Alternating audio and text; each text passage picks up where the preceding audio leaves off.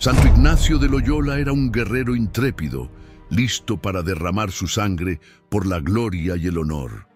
Pero un único momento de su vida, un instante brutal e inesperado, cambió todo para siempre. Una bala de cañón no solo destruyó su pierna, sino que también destrozó sus sueños, su vanidad y su orgullo. Lo que sucedió a continuación nadie lo esperaba. En lugar de aceptar una vida de fracaso, hizo algo que dejó incluso a sus enemigos perplejos. Abandonó todo. Sí, absolutamente todo. Riquezas, poder, glorias militares e incluso el futuro que tanto anhelaba. ¿Pero por qué? ¿Qué vio que nadie más veía? ¿Qué verdad tan profunda y transformadora lo llevó a renunciar al mundo para convertirse en el fundador de uno de los mayores ejércitos espirituales de la historia de la Iglesia? Y sobre todo, ¿cómo puede este secreto escondido impactar directamente tu fe hoy? Quédate conmigo hasta el final y suscríbete al canal Voces Sagradas, porque la revelación que te contaré puede cambiar completamente la forma en que ves tu propia misión en esta vida. El viento cortante soplaba por los campos de Azpeitia, y dentro de aquellas murallas de piedra fría, el llanto del recién nacido resonaba como el anuncio de un destino que, aunque desconocido, ya estaba trazado. Crecer en un hogar de caballería significaba respirar desde temprano el peso del honor y el eco de las batallas. Sus hermanos mayores habían seguido el camino natural de su linaje, sirviendo como soldados leales a la corona. ¿Vamos a empezar? En el silencio de las montañas vascas, rodeado de valles verdes y fortalezas ancestrales, nació aquel que un día cambiaría la espada por la cruz. Íñigo López de Loyola vino al mundo en 1491. Dentro de las murallas del castillo de su familia, una línea de guerreros orgullosos y nobles servidores del reino de Castilla. Para Íñigo, no había otro destino más deseable que ese. Desde niño, admiraba las armaduras relucientes, los relatos de hazañas heroicas y las promesas de gloria que venían con la guerra. Su corazón latía con fuerza al escuchar historias sobre caballeros que desafiaban ejércitos enemigos y volvían cubiertos de reconocimiento. Anhelaba el día en que pudiera montar un caballo con la misma imponencia, blandiendo su espada con valentía inquebrantable. A los 7 años, Íñigo perdió a su madre, un golpe duro para cualquier niño, pero que, en el austero ambiente de la nobleza, no le permitía muchas muestras de fragilidad. Fue criado por un tío que veía en él el potencial de un hombre destinado a servir con valentía e inteligencia. Su educación fue refinada, aprendió latín, etiqueta cortesana y las habilidades de un verdadero caballero. Pero fue en el arte de la guerra donde encontró su verdadero fascino. Los entrenamientos en el patio del castillo lo moldearon para los desafíos del campo de batalla. La espada que se deslizaba por el aire, los pasos firmes en un duelo, la estrategia de combate. Era ágil, determinado y poseía una ambición que ardía como fuego. A los 16 años, su vida cambió drásticamente cuando fue enviado a la corte de Juan Velázquez de Cuéllar, un influyente tesorero del rey. Allí se sumergió en un mundo de lujo y sofisticación, donde las fiestas aristocráticas eran tan importantes como las decisiones políticas. Si antes su corazón pertenecía a las glorias de la guerra, ahora también se encantaba por el brillo de las sedas, el aroma de los banquetes y el magnetismo de las conquistas sociales. Quería ser un hombre respetado, admirado, deseado. Su nombre debía ser recordado no solo en los campos de batalla, sino en los salones más importantes del reino. Fue un período de excesos. Íñigo se convirtió en un hombre vanidoso, conocido por su elegancia y su talento para los duelos. Sus ojos brillaban con la ambición de un joven que deseaba ascender en la jerarquía de la nobleza. Cortejaba mujeres, apostaba en juegos, se dedicaba al placer y la aventura, creyendo que estaba construyendo su propio camino hacia la grandeza. Pero a pesar de su magnetismo y encanto, algo en él permanecía inquieto. Había una sed insaciable de reconocimiento, un vacío que ni las victorias en los salones, ni las victorias en el campo de combate lograban llenar. La guerra fue su llamado definitivo. En 1521, con 30 años, Íñigo tuvo la oportunidad de probar su valor cuando Pamplona fue atacada por los franceses.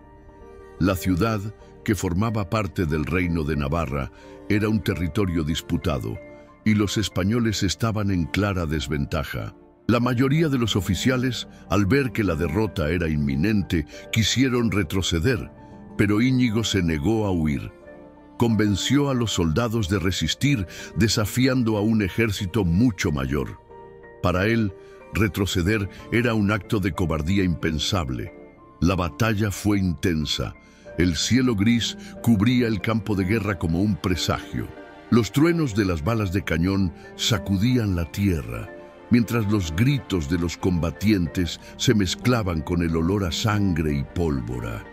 Íñigo, con su armadura pulida y espada en mano, luchó con valentía.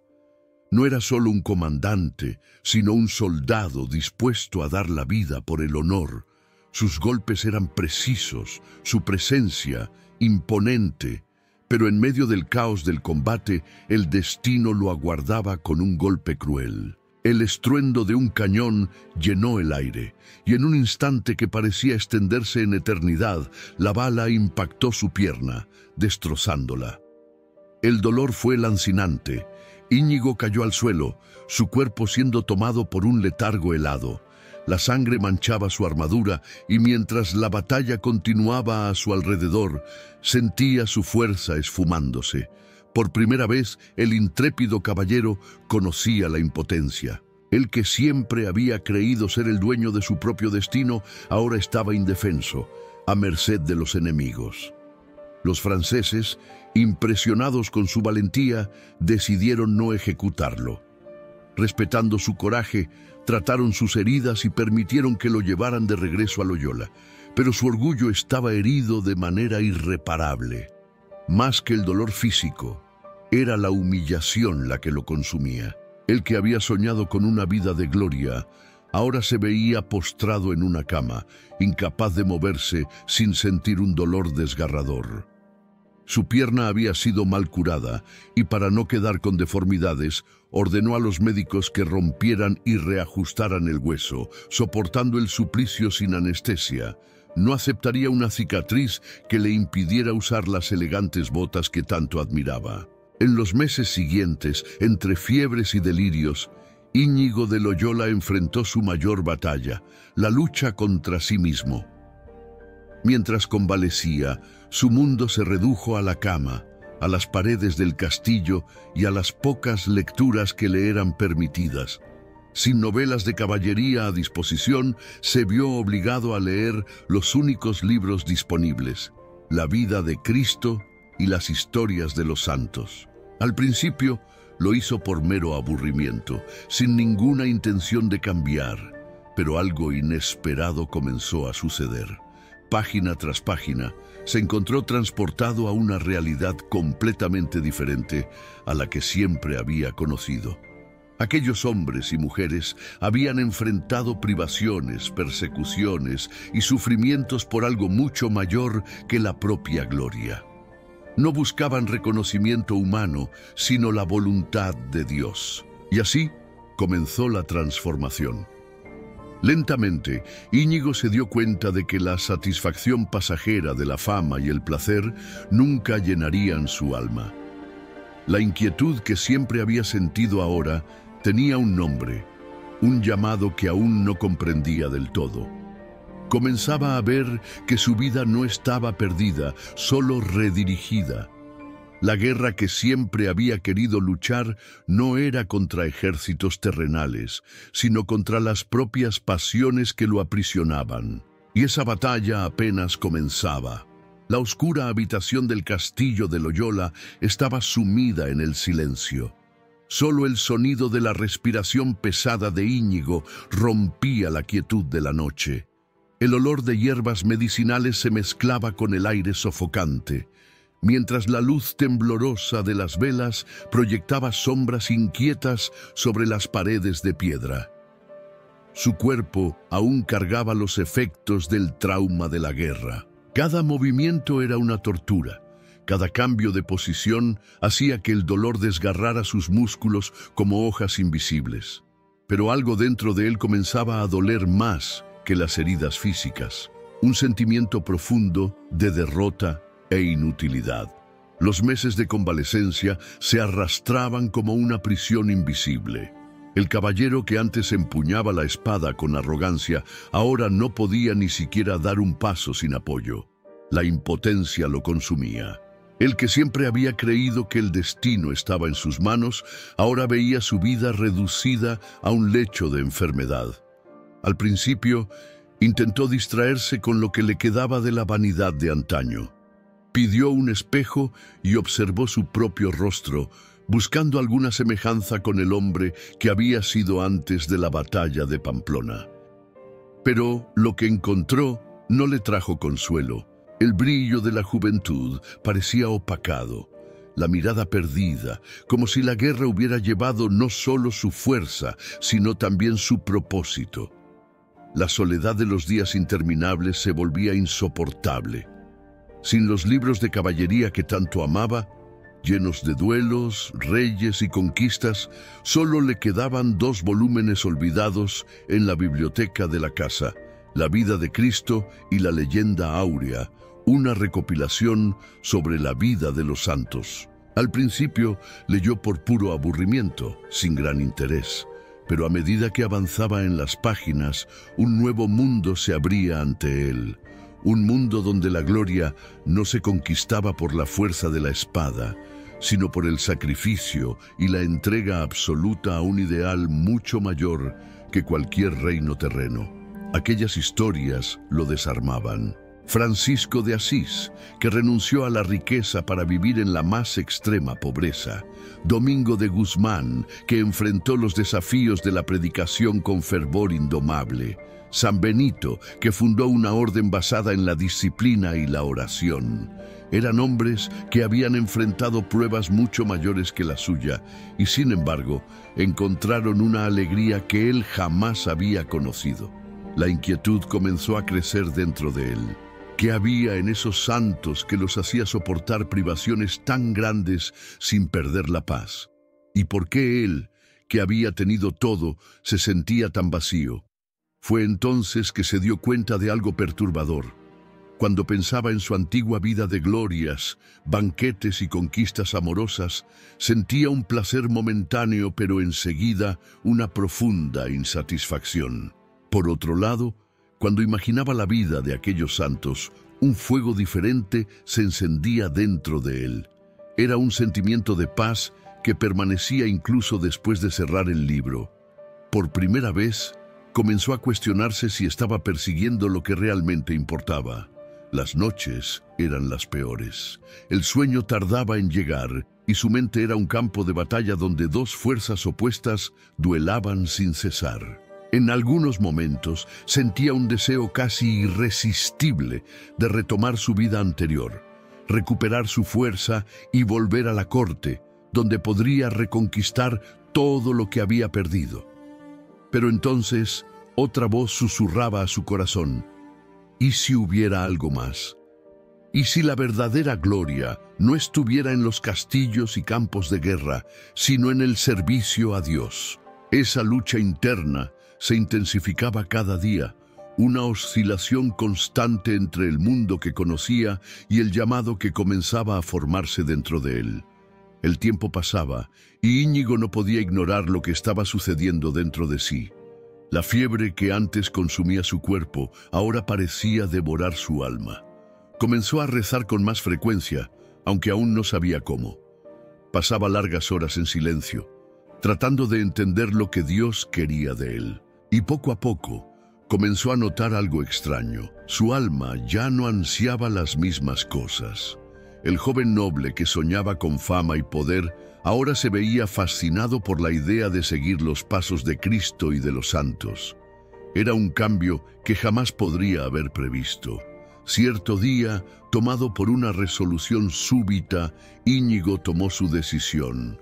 No podría permanecer más allí, en ese castillo que representaba su antigua vida. Necesitaba partir, dejar todo atrás y comenzar algo nuevo. El destino aún no lo sabía con certeza, pero sentía que su primera parada debía ser un lugar de penitencia, un santuario donde pudiera entregarse completamente a aquello que Dios le reservaba. En la oscuridad de la noche, con el corazón acelerado, realizó su primer acto de renuncia. Se despidió de la casa donde creció, de la identidad que había construido y de los sueños que un día había alimentado. Ahora, su camino sería otro. La transformación aún estaba en su inicio y el camino por delante estaría lleno de desafíos. Pero algo dentro de él ya había cambiado para siempre. La bala de cañón que destruyó su pierna también había demolido su antigua visión del mundo. Y aunque aún no sabía exactamente hacia dónde Dios lo conducía, una cosa era cierta: jamás volvería a ser el mismo hombre. La noche estaba fría cuando Íñigo López de Loyola dejó atrás el castillo donde creció. El cielo oscuro, salpicado de estrellas, era el único testigo de su partida silenciosa. No llevaba consigo oro, ni títulos, ni la armadura que un día le había dado tanto orgullo. Su cuerpo aún cargaba las marcas de la guerra. La pierna dolorida le recordaba la fragilidad humana a cada paso, pero dentro de sí ardía una llama nueva, un deseo incontrolable de entregar su vida enteramente a Dios.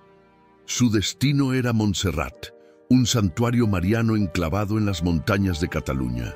Era un lugar conocido por su grandiosidad, donde peregrinos de toda España buscaban consuelo e inspiración. Pero para Íñigo, esta jornada era mucho más que una simple peregrinación. Él veía en esa caminata su primera gran renuncia, el primer acto concreto de un nuevo camino que se dibujaba ante él. Ya no era más un noble al servicio de los reyes de la tierra. Estaba a punto de convertirse en un soldado del espíritu. El viaje fue duro. Íñigo, acostumbrado al confort de la nobleza, ahora enfrentaba el frío cortante de las madrugadas y el polvo de los caminos.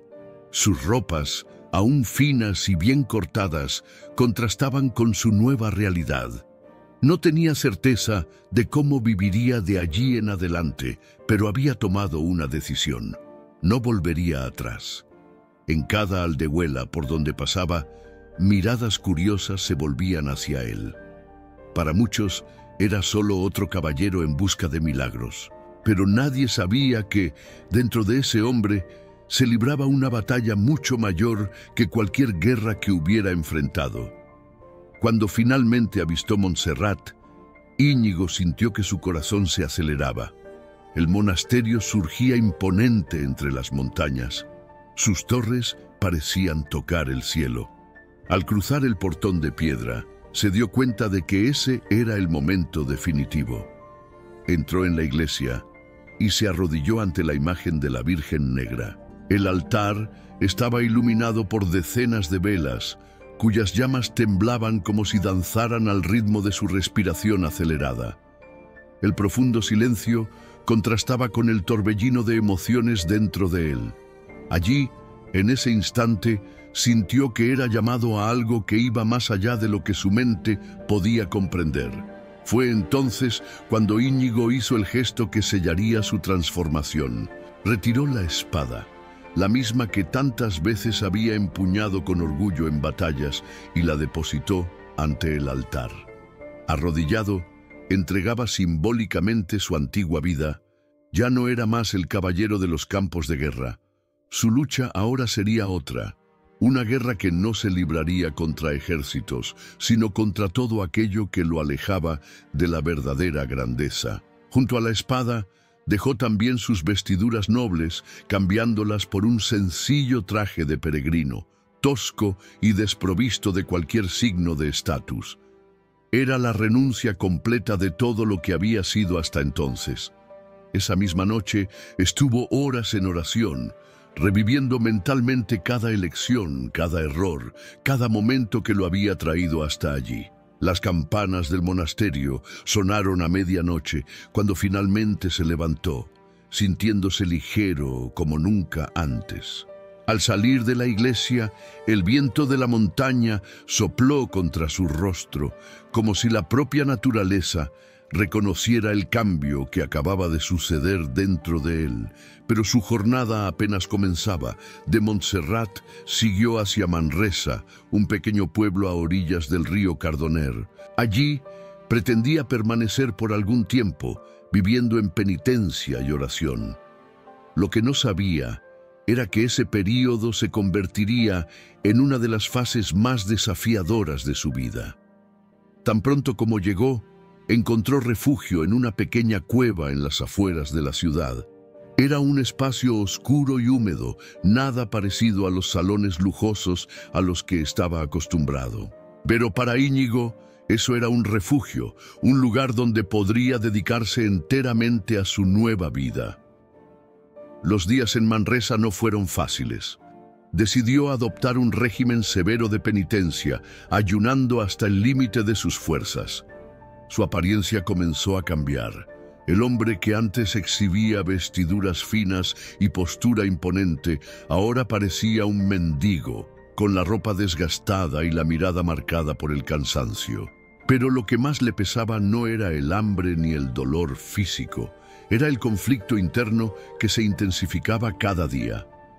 Íñigo comenzó a ser asaltado por terribles dudas. ¿Había tomado la decisión correcta? ¿Era esa la voluntad de Dios o simplemente una ilusión de su propia mente? ¿Y si había abandonado todo en vano? La angustia creció hasta volverse insoportable. Pasó por momentos de desesperación, sintiéndose indigno del llamado que creía haber recibido. Cierta noche se sintió tan aplastado por el peso de la culpa y la incertidumbre que pensó en desistir de todo. Pero fue precisamente en ese estado de profunda miseria espiritual que experimentó algo que cambiaría su vida para siempre. Mientras rezaba a orillas del río Cardoner, tuvo una iluminación interior. No fue una visión, ni una voz audible, sino un entendimiento profundo que brotó dentro de él, como si, de repente, todo encajara. Se dio cuenta de que Dios no lo llamaba para castigarse, sino para entregarse, que su lucha no debía ser contra sí mismo, sino contra todo aquello que lo alejaba del amor verdadero. Esta experiencia marcó un parteaguas. A partir de ese momento, Íñigo comenzó a estructurar los pensamientos que más tarde se convertirían en los famosos ejercicios espirituales. Un método de discernimiento y profundización en la fe que guiaría a miles de personas en el camino de la santidad. Ahora entendía que no bastaba con renunciar al mundo exterior. También era necesario transformar el mundo interior. Su tiempo en Manresa llegó a su fin, pero ya no era el mismo hombre que había llegado allí. Íñigo partía con un corazón fortalecido y una visión mucho más clara de su misión. Su vida de glorias terrenales estaba definitivamente en el pasado.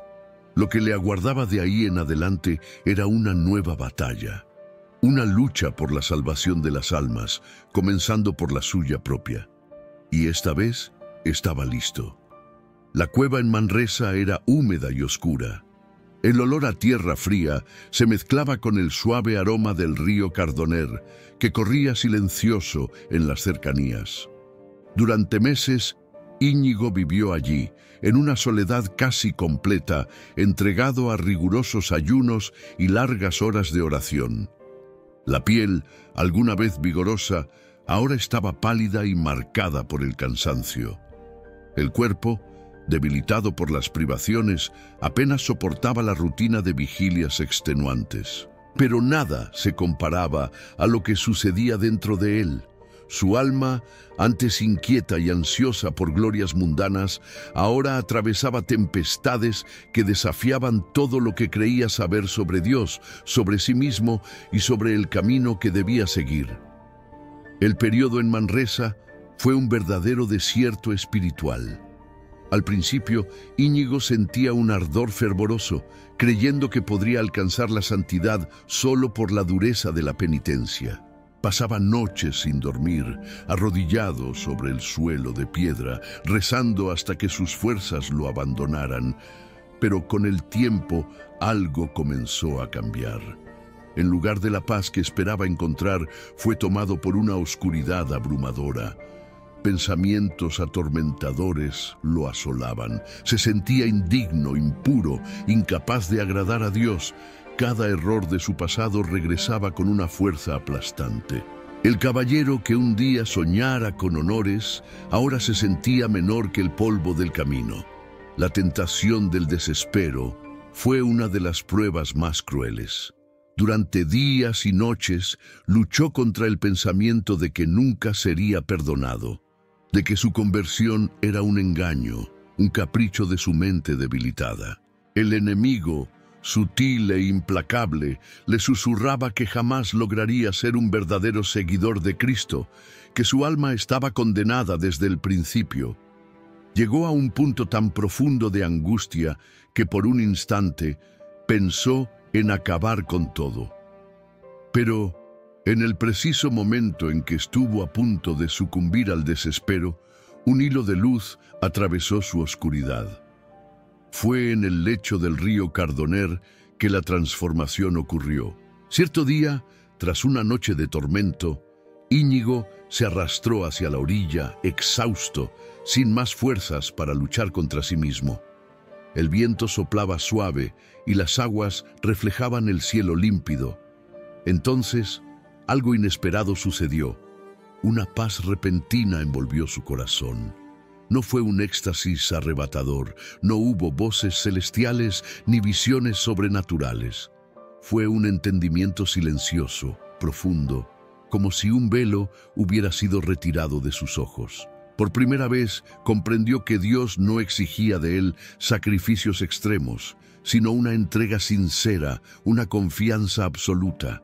No era por la fuerza de las penitencias que alcanzaría la santidad, sino por el abandono total a la voluntad divina. Ese momento fue un parteaguas. Íñigo volvió a la cueva con una nueva claridad. El hombre que se martirizaba con dudas y culpas, ahora comprendía que Dios no lo llamaba a un camino de destrucción, sino de edificación.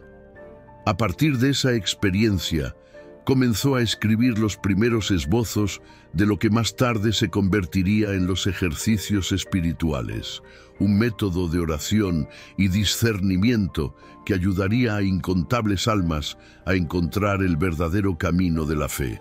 Con el corazón fortalecido, se dio cuenta de que su misión no era solo su propia conversión. Necesitaba guiar a otros, enseñarles a discernir los movimientos interiores, distinguir los falsos caminos de aquellos que realmente conducen a Dios.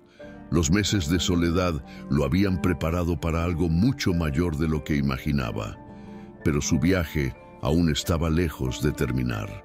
Después de casi un año en Manresa, decidió seguir hacia un destino que habitaba sus sueños desde hacía tiempo: Jerusalén.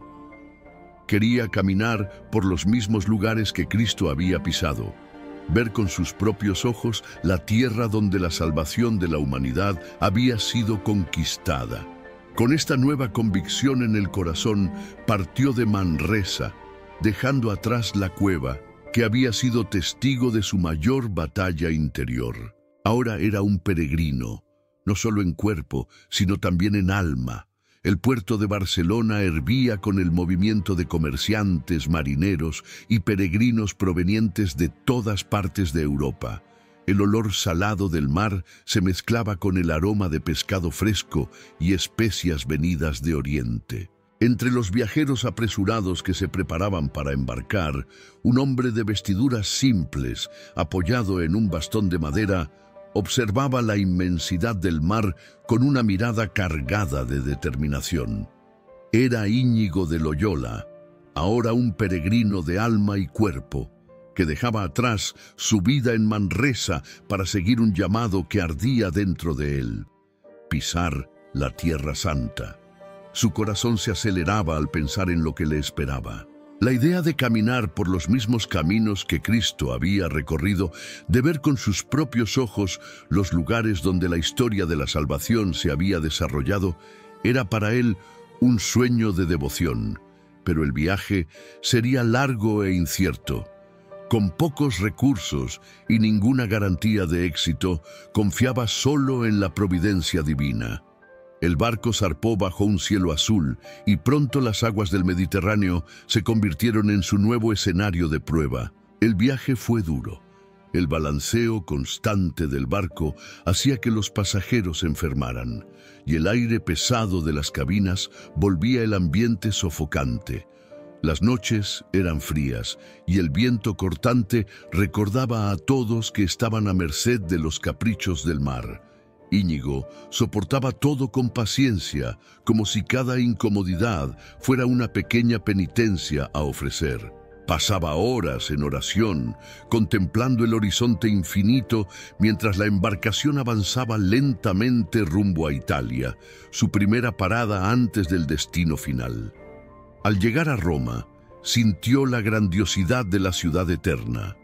La Basílica de San Pedro aún estaba en construcción, pero su imponencia ya se hacía sentir. Calles de piedra, palacios e iglesias daban a la ciudad un aire de majestuosidad, pero Íñigo no se detuvo. Su objetivo era Venecia, de donde partiría hacia Oriente. El viaje por tierra fue agotador, marcado por el polvo de las carreteras y por los peligros de bandidos que asaltaban peregrinos. Pero nada de eso lo detenía. Su espíritu estaba firme y cada paso dado parecía confirmar que estaba en el camino correcto.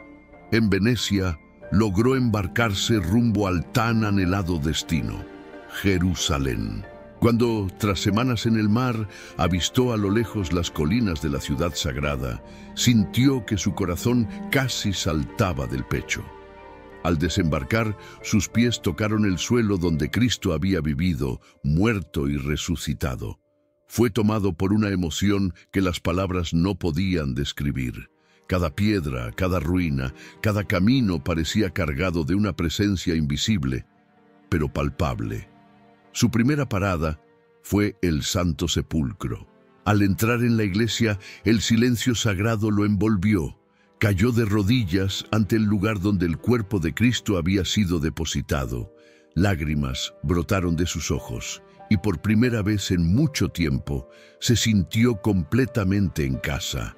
Todo tenía sentido, todo el sufrimiento, todas las dudas, todos los sacrificios culminaban en ese momento. Deseaba permanecer allí para siempre, vivir y morir en esa tierra, dedicándose a llevar almas a Dios. Pero su permanencia no estaba en sus manos. Los franciscanos, que eran responsables de la seguridad de los peregrinos cristianos en Tierra Santa, percibieron su deseo de quedarse, pero sabían que eso sería imposible. El territorio estaba bajo dominio musulmán y la presencia de un occidental sin protección podría causar problemas. La decisión fue clara. Íñigo debía dejar Jerusalén. La noticia cayó sobre él como un golpe. ¿Cómo podría partir? ¿Cómo abandonar aquel lugar que tanto había deseado? Argumentó, imploró, intentó convencer a los frailes para que le permitieran quedarse, pero fue en vano. Su misión, al parecer, no era allí. Sin elección, comenzó el viaje de regreso, cargando en su pecho una mezcla de gratitud y dolor. Había tocado los lugares sagrados, pero no le fue permitido quedarse. Durante el retorno, reflexionó profundamente sobre lo que eso significaba. Y entonces comprendió. Dios lo llamaba para otra misión. Su vocación no era la soledad de un ermitaño en Tierra Santa, sino algo mucho mayor. Necesitaba volver a Europa, formarse, prepararse. Un nuevo horizonte se abría ante él, y ahora, más que nunca, estaba listo para aceptarlo. El regreso a Europa estuvo marcado por incertidumbres y una única convicción: para realizar lo que Dios quería de él, Íñigo necesitaba estudiar. Su experiencia mística en Manresa y su peregrinación a Tierra Santa habían transformado su alma, pero no eran suficientes para guiarlo en lo que estaba por venir. Quería ayudar a las personas a discernir la voluntad de Dios, pero para eso necesitaba comprender a fondo la teología y la filosofía de la Iglesia. No bastaba solo el fervor, era necesario conocimiento. Y así, a los 33 años, un hombre que un día soñó con la gloria militar se sentaba nuevamente en un aula, rodeado de jóvenes mucho más nuevos que él. El primer destino fue Barcelona, donde comenzó los estudios formales de gramática y latín. Aunque ya tenía una educación básica, el camino del aprendizaje era arduo. Sentado en bancos de madera, repetía declinaciones y construía frases como un niño. No era un proceso fácil para alguien de su edad y experiencia, pero Íñigo soportaba cada dificultad como parte de su misión. Dormía poco, pasaba horas estudiando a la luz de las velas y siempre que podía, se dedicaba a enseñar los ejercicios espirituales a quienes estaban dispuestos a escucharlo. Pero fue en París donde su vida tomó un rumbo definitivo. En 1528 llegó a la prestigiosa Universidad de Sorbona, donde las mejores mentes de Europa se reunían para aprender y debatir. El ambiente era vibrante y desafiante. Había estudiantes de todas partes y los debates teológicos a menudo se volvían acalorados. La ciudad, con sus calles estrechas y concurridas, contrastaba con la simplicidad que Íñigo buscaba vivir. Pero no se dejaba distraer. Si antes entrenaba su mente para estrategias de guerra, ahora entrenaba para algo mucho mayor: conquistar almas para Dios. En París enfrentó grandes dificultades financieras. Para sobrevivir dependía de la caridad de benefactores y de lo que lograba mendigar. A veces pasaba hambre, otras veces trabajaba en pequeños servicios para conseguir una comida. Pero nada de eso lo afectaba. Su determinación crecía cada día. Fue allí, en los fríos pasillos de la universidad, donde comenzó a formar los primeros lazos que cambiarían para siempre el futuro de la Iglesia. Entre sus compañeros de estudios había dos jóvenes brillantes, Francisco Javier y Pedro Fabro. El primero, ambicioso y lleno de planes para una carrera exitosa, no veía sentido en renunciar al mundo.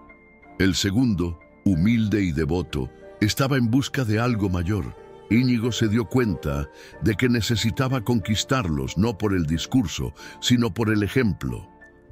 Pasaba horas en oración, ayudaba a los pobres y poco a poco su presencia comenzó a influenciarlos. Pedro Fabro fue el primero en rendirse a su propuesta espiritual. Francisco Javier, por otro lado, resistió por mucho tiempo. No quería renunciar a los sueños de una vida cómoda, pero Íñigo, paciente, esperó el momento adecuado. Cierto día, al verlo tan decidido a buscar grandezas mundanas, le dijo una frase que quedó marcada en la historia: ¿de qué le sirve al hombre ganar el mundo entero si pierde su alma? La semilla estaba plantada. A partir de este pequeño grupo, otros estudiantes comenzaron a acercarse. Eran hombres que deseaban algo más que conocimiento intelectual. Querían encontrar un propósito verdadero. Así nació un núcleo de compañeros unidos por el mismo deseo de servir a Dios. En 1534, en la capilla de Montmartre, hicieron un voto solemne. Vivirían en pobreza y castidad, dedicarían sus vidas a la conversión de las almas y, si era posible, irían juntos a la Tierra Santa. Allí nació el embrión de lo que más tarde se convertiría en la compañía de Jesús. Pero la vida no seguiría el camino que ellos habían planeado. Las guerras entre cristianos y musulmanes hacían imposible el viaje a Jerusalén. Era un obstáculo inesperado. ¿qué harían ahora? Íñigo, ya acostumbrado a ver los planes de Dios desarrollarse de manera diferente a lo que imaginaba, aceptó el desvío con serenidad. Si no podían evangelizar en la Tierra Santa, dedicarían sus vidas a la iglesia donde quiera que fueran necesarios. Así, partieron hacia Roma. Y fue allí, en la ciudad que gobernaba la cristiandad, donde ocurrió el mayor giro de sus vidas. La iglesia pasaba por un período de crisis internas, y el Papa necesitaba hombres dispuestos a defenderla y reformarla desde adentro. Cuando los compañeros de Íñigo se presentaron ante el pontífice, su misión fue finalmente definida. No serían simples predicadores o ermitaños, serían un nuevo tipo de soldados de Cristo, una orden totalmente dedicada a la enseñanza, la evangelización y la defensa de la fe. El camino que Íñigo había recorrido hasta allí no había sido fácil, pero ahora, ante la aprobación del Papa, todo tenía sentido. La conversión en Loyola, los años de penitencia en Manresa, los estudios exhaustivos en París, cada pieza del rompecabezas encajaba. No había sido llamado para ser solo un peregrino o un profesor. Había sido llamado para fundar un movimiento que cambiaría la historia de la Iglesia. Lo que comenzó como un pequeño grupo de estudiantes en París, ahora se transformaba en algo mucho mayor. La Compañía de Jesús estaba a punto de nacer, y con ella, un nuevo capítulo en la vida de Íñigo de Loyola, ahora Santo Ignacio. El viento cortante soplaba por las calles de Roma, llevando el olor de madera quemada y el murmullo de conversaciones en latín que resonaban por los callejones de piedra. La ciudad, centro del mundo cristiano, hervía de tensiones políticas y religiosas. Era el año de 1540 y la Iglesia Católica enfrentaba uno de los periodos más turbulentos de su historia. El avance de la Reforma Protestante amenazaba la unidad de la fe, mientras que dentro del propio clero crecía la necesidad urgente de una renovación espiritual. Fue en este escenario que Íñigo de Loyola y sus compañeros llegaron a la ciudad, trayendo consigo un proyecto que cambiaría para siempre el destino del cristianismo. Ya no eran solo un pequeño grupo de estudiantes que habían hecho votos en Montmartre. Ahora eran hombres con una misión clara y una fuerza espiritual que crecía cada día. Habían soñado con evangelizar en la Tierra Santa, pero Dios los había guiado a otro campo de batalla, la reconstrucción moral y espiritual de la Iglesia. La primera gran prueba vino cuando decidieron presentar su misión al Papa. La Iglesia, sobrecargada por desafíos internos, no veía con facilidad la creación de nuevas órdenes religiosas. Ya existían los dominicanos, los franciscanos, los benedictinos. ¿Qué hacía a los jesuitas diferentes? El encuentro con el Papa Paulo III fue decisivo. Íñigo, ahora conocido por su nombre latinizado, Ignacio, expuso su visión con claridad y humildad. Su propuesta era innovadora. La Compañía de Jesús no sería una orden monástica común. Sus miembros no estarían recluidos en monasterios, sino que estarían listos para ir a cualquier lugar donde fueran necesarios, sometiéndose completamente a la voluntad del Papa. Ellos serían soldados de la fe, preparados para enseñar, evangelizar y defender la doctrina católica en cualquier rincón del mundo. El Papa, impresionado por la determinación y el celo misionero del grupo, concedió su aprobación oficial en 1541. Así nacía la Compañía de Jesús. Pero el nacimiento de la orden trajo consigo nuevos desafíos. La primera gran cuestión era el liderazgo. Todos los compañeros reconocieron en Ignacio al hombre ideal para guiar la compañía, pero él, reacio, dudó.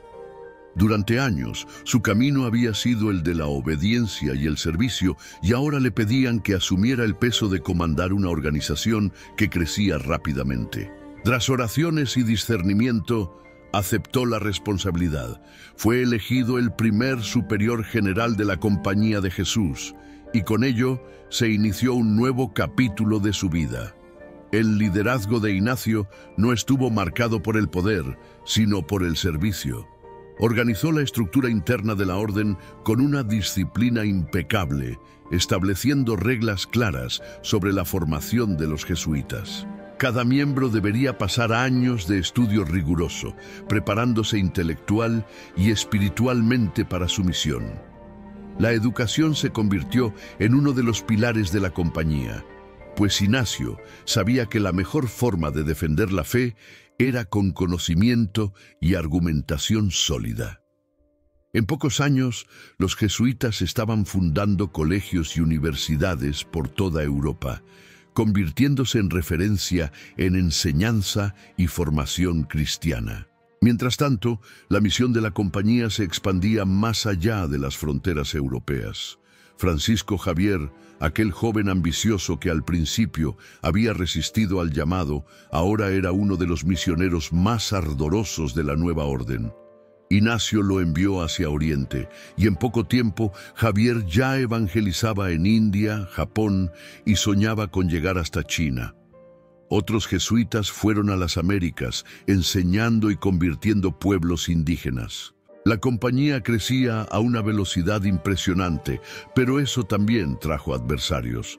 Dentro de la propia iglesia hubo resistencia.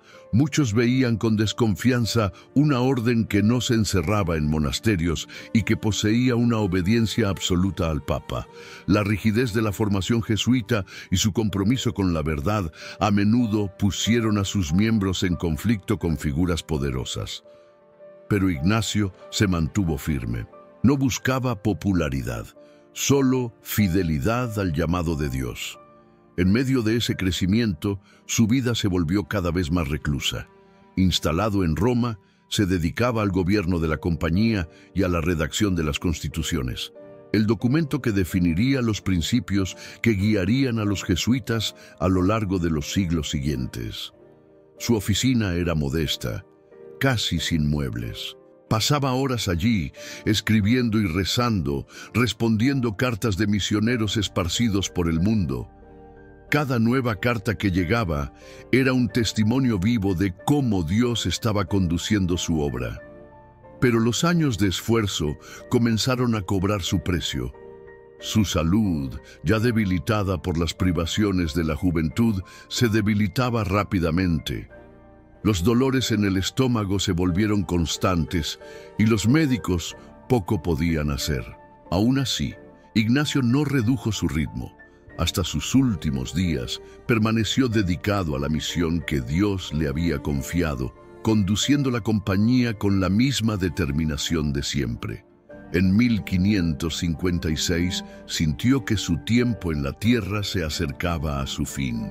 Pidió que le dieran los sacramentos y se preparó para el encuentro con Dios. El día 31 de julio, al amanecer, partió serenamente, dejando atrás un legado que transformaría la historia de la Iglesia para siempre. La Compañía de Jesús continuaría creciendo, expandiéndose por todos los continentes, llevando educación, evangelización y la espiritualidad de los ejercicios espirituales a miles de almas. Ignacio de Loyola no había conquistado reinos terrenales, pero su impacto fue mucho mayor. Él fundó un ejército espiritual que siglos después aún continuaría su misión de llevar la verdad y el amor de Dios al mundo. El calor del verano romano pesaba sobre la ciudad. Las calles estrechas estaban envueltas en el olor del polvo caliente y del incienso que subía de los altares esparcidos por capillas e iglesias. Cada mañana, las campanas de San Pedro sonaban, resonando por los callejones y recordando a todos que la ciudad era el corazón de la cristiandad.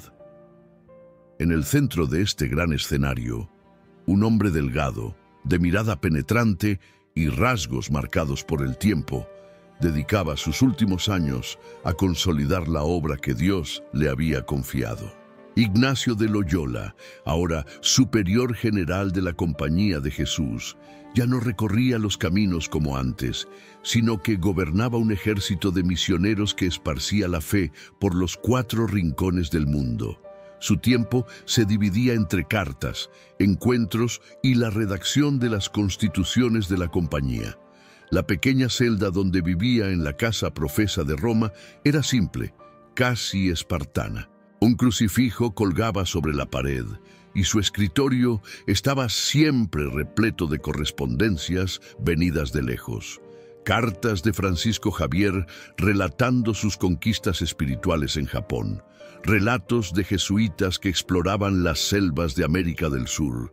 Noticias de las misiones en África y en India. Cada trozo de papel llevaba historias de desafíos y triunfos, e Ignacio leía cada una de ellas con el mismo celo y atención, respondiendo con orientaciones y palabras de aliento. Sus ojos, cansados, brillaban al ver que el pequeño grupo que había formado años antes ahora se esparcía como un incendio divino por el mundo, pero los años de trabajo incesante cobraban su precio. Su cuerpo, marcado por los ayunos y las noches de oración desde los tiempos de Manresa, comenzaba a dar señales de desgaste irreversible. Los dolores en el estómago se volvieron constantes y los médicos de la época poco podían hacer. Los compañeros más cercanos percibían que él se debilitaba, pero Ignacio se negaba a disminuir el ritmo. Para él, aún había mucho que hacer, y cada día más era una nueva oportunidad de servir a Dios y a la Iglesia.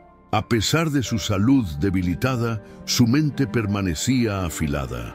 En sus últimos meses se dedicó intensamente a la finalización de las constituciones de la Compañía de Jesús. Sabía que este documento sería la base sobre la cual la orden continuaría creciendo mucho más allá de su propia existencia. Cada regla, cada principio, estaba pensado para garantizar que los jesuitas permanecieran fieles a la misión para la cual habían sido llamados: servir donde la Iglesia más lo necesitara, siempre con obediencia absoluta al Papa y una formación intelectual sólida. Pero no todos veían a la Compañía de Jesús con buenos ojos. Había opositores dentro del propio clero que desconfiaban de su creciente influencia y de su independencia respecto a las órdenes monásticas tradicionales. Algunas voces poderosas intentaban debilitarlos, acusándolos de ambición y exceso de poder. Ignacio, sin embargo, enfrentaba las críticas con serenidad. Sabía que toda obra verdaderamente divina encontraría resistencia. Su enfoque no era responder a detractores, sino fortalecer aún más la misión de la compañía. Fue en medio de este escenario que el día 30 de julio de 1556 sintió que su fin estaba próximo. Pidió a los compañeros que solicitaran la bendición papal, pero en uno de los muchos desajustes de la burocracia romana, la respuesta no llegó a tiempo. En la madrugada del día 31, su respiración se volvió más débil. Estaba solo cuando su alma finalmente encontró descanso. Sin pompas, sin grandes ceremonias, partió como vivió, en humildad y entrega total. La noticia de su muerte se esparció rápidamente por Roma. Los compañeros, llenos de dolor, sabían que habían perdido a su guía terrenal, pero también tenían plena conciencia de que su legado viviría. La Compañía de Jesús no solo sobreviviría sin él, sino que crecería aún más, pues estaba firmemente enraizada en lo que Ignacio había construido. Décadas más tarde, en 1622, sería oficialmente canonizado como Santo Ignacio de Loyola, y su espiritualidad continuaría inspirando generaciones. Hoy, siglos después, su influencia permanece viva. Los ejercicios espirituales aún moldean almas en busca de discernimiento, y la Compañía de Jesús sigue siendo una de las mayores órdenes religiosas del mundo, actuando en la educación, en la evangelización y en el servicio a los más necesitados. Ignacio de Loyola no conquistó reinos terrenales, pero su obra ha atravesado los siglos como un testimonio inquebrantable de fe, entrega y amor absoluto a Dios.